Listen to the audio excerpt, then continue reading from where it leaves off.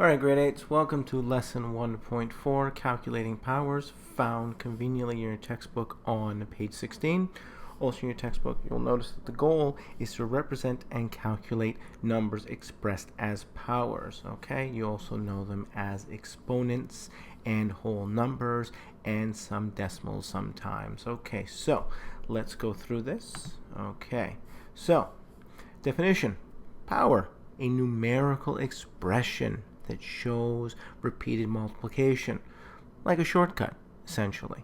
For example, the power 5 with the exponent 3 is a shorter way of writing 5 times 5 times 5. So if you look at how this is broken down, put the example over here. A power has a base and an exponent. There's your base. Here is your exponent. All right, and I've nicely illustrated here, and this can also be found in this textbook as well. Okay, so if you're taking notes, follow along in the textbook and write this down, that down, and write that down for your example. Okay, so power is a base, and the exponent tells the number of equal factors that are in the power. So basically how many times you're going to multiply the number by itself. So 5 times 5 is 25. 25 times 5 is 125.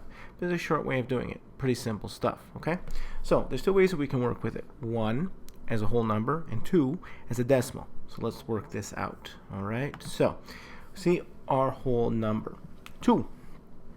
The exponent's 10, and that's the way it's illustrated in the Smartboard notebook, so get used to it.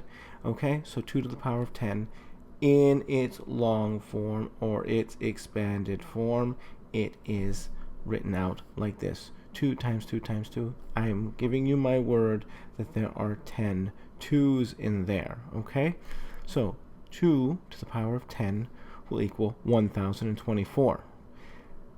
Your base is 2. Your number at the end of all this is larger. So when working with a whole number, your number will get larger from whence you started. All right, the case cannot be the same for decimals. Okay, if you'll notice here, we have 0.3 to the power of 4. So 0.3 times 0.3 times 0.3 times 0.3 works out to 0.008, and so on and so forth. Repeat it. Okay, it repeats itself. But you'll notice with how many zeros are behind the decimal, this number is smaller than that number. So when working with a decimal, okay, the number, once you multiply it by itself, gets smaller, which is not the case in working whole numbers. So let's review. Okay, and again, write these examples down and write this down. Okay, whole number multiplied by an exponent, number becomes bigger. Okay, when a decimal is multiplied by an exponent, that's multiplied by itself, by whatever the exponent says, the number becomes smaller. Okay, so let us put together. So write this down, pause it, and write it. Okay, come prepared with your notes. Okay, and finally, here is your question. This is directly from the textbook. Question 3: calculate each power. Try these. Okay, try these. I'll be checking.